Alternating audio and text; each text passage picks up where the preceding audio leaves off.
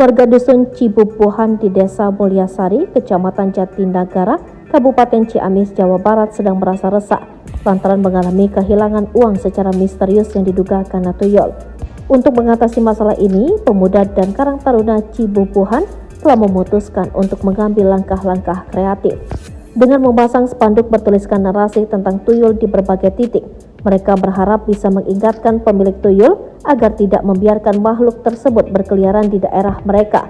Tindakan ini dilakukan sebagai upaya untuk mencegah kejadian kehilangan uang misterius terus terjadi.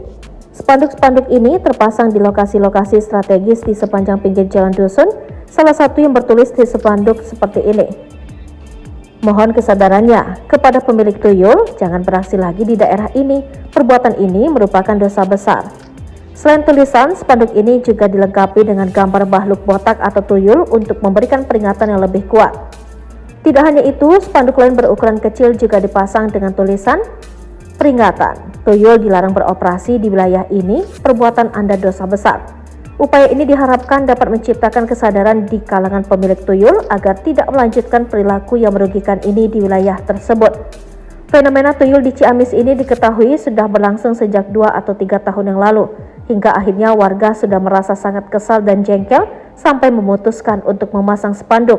Sekitar 2 tahun, 3 tahunan lah, karena sudah resah aja jengkel, kata Ketua Karang Taruna Cibubuhan, Wahyu Maulana Sidik.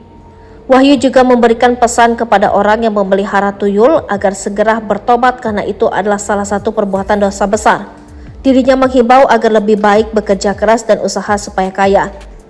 Harapannya jangan seperti itu, tobatlah, pelihara tuyul tuh perbuatan dosa besar kan, lebih baik kerja keras, usaha yang benar.